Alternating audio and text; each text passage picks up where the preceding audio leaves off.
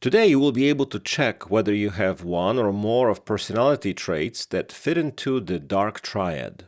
What is it, and why should one be careful in the company of people who exhibit the entire Dark Triad? And can a politician with these characteristics be any good?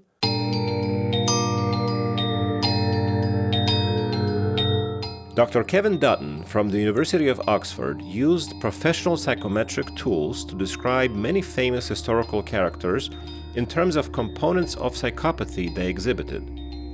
Focusing on three areas: unyielding domination, egoistic impulsiveness, and indifference, it turns out that, for example, Donald Trump ranks higher than Hitler, and both of them are next to St. Peter, who is right next to Jesus. Dr. Dutton has devoted most of his professional life to the study of psychopathy, so, well, this is not a silly joke.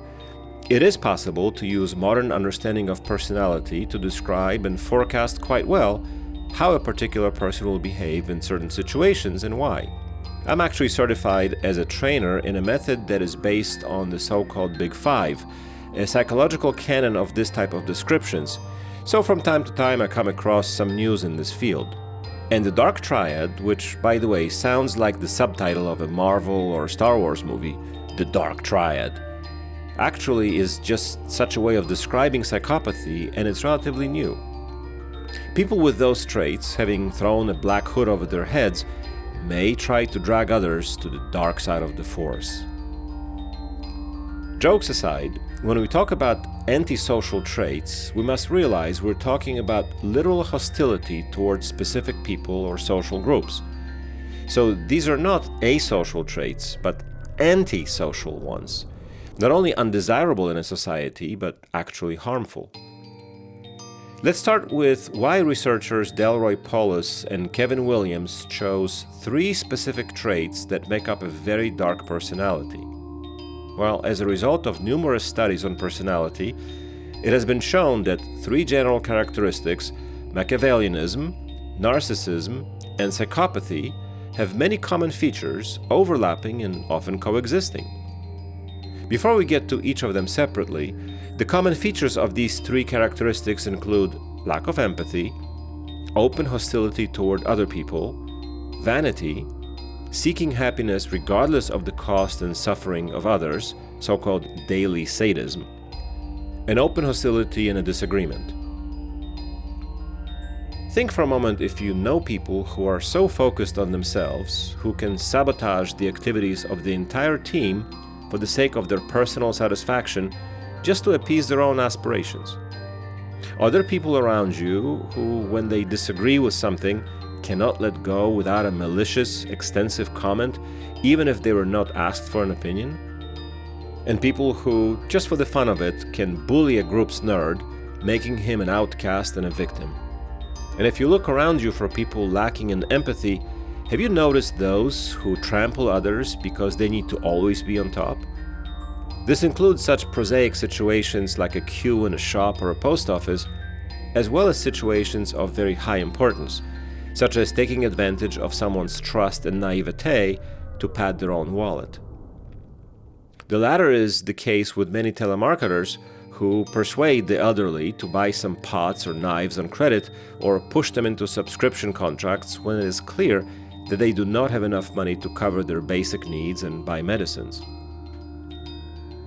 If you think about it for a moment, you'll probably discover that you know some people who are openly antisocial. It doesn't mean that they have the complete Dark Triad.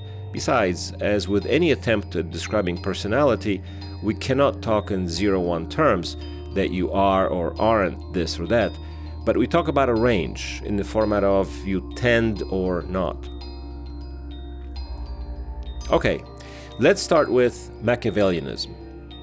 It's a political philosophy named after Niccolò Machiavelli, and its foundations are laid out in his book The Prince, which is usually discussed in high school.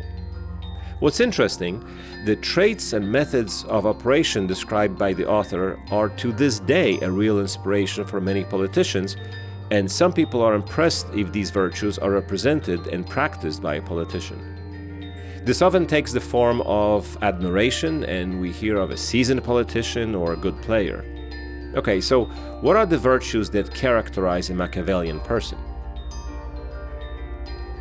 Behaving outside of moral systems. Plainly speaking, such person can silence the voice of conscience and supersede all moral rules and advice.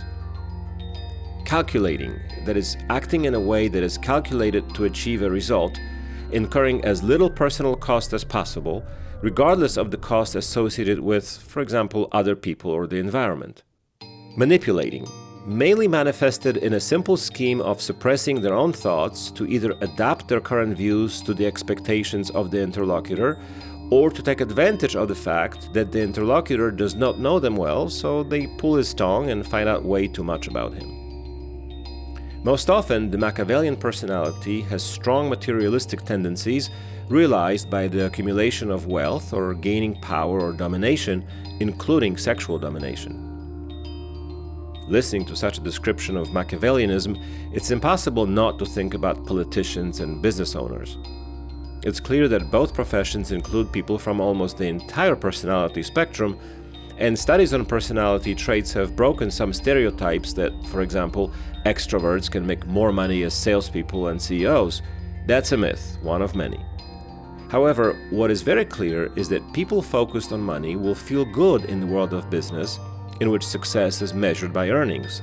Likewise, politicians feel at home in a world where influence and power are important. Hence, the natural tendency of Machiavellian personalities to find themselves in these worlds, business and politics. And this we're able to predict. It is also worth noting what happens when a person with a clearly Machiavellian personality reaches a high-level position in an organization where neither money nor power count, for example, at a university. I won't be doing an episode about what is wrong with universities these days, but I'm quite convinced that one of the most serious personnel problems in science is the Machiavellian professors, department heads, or deans who can almost literally burn the enthusiasm out of the big-hearted ideologists entering the world of science. Games, politics, fighting for influence, all this can really kill the enthusiasm of any young scientist. Number 2, narcissism. The narcissist, although stereotypically associated with a beauty queen who dresses in front of a mirror and cannot take the eyes off him or herself, does not in fact have to be beautiful by any standard. Most often, narcissism manifests itself in our everyday culture as a sense of privilege and entitlement, the classic "I deserve it." Of course, the sense of superiority resulting from this desire for privilege comes from the mere fact that this person lives and functions and is someone, that is, belongs to some general group. To fulfill the definition of narcissism in this regard, these merits cannot be honestly earned or achieved in a deed of some sort. No, I deserve it and that's it, give it to me. The narcissist will definitely overstate his role in a project, and his sense of superiority will manifest itself more than once when he hisses in anger that he always has to do everything himself because nobody else can do it because people are too stupid. General contempt for stupid people and a sense of superiority create a highly toxic mixture that serves such a person as justification and motivation for various types of violent behavior because they had it coming. A narcissist is quick to judge others and applies double standards when it comes to self-criticism. More than any other person, the narcissist is a glutton for compliments. The third component of the Dark Triad is psychopathy. We have already done a video about psychopathy itself, but in the context of the Dark Triad, it is a characteristic that combines many features of the previous characteristics, such as very low empathy, but adds to it antisocial conducts, such as proactive pursuit of confrontation and strong arousal resulting from it, risky behavior and putting others in difficult situations, remarkable charm that results in seducing others. It is important to remember that psychopathy is often medically considered as part of a condition called antisocial personality disorder, where the definition of psychopathy covers the extremely negative and harmful traits of a person suffering from such condition. Colloquially, you can call someone a psychopath, but there are really very few, let's say, real clinical psychopaths, and those few are very dangerous people.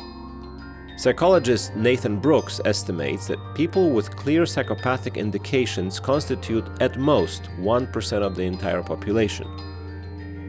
In criminology, there's a list of 20 questions called the Hare Psychopathy Checklist.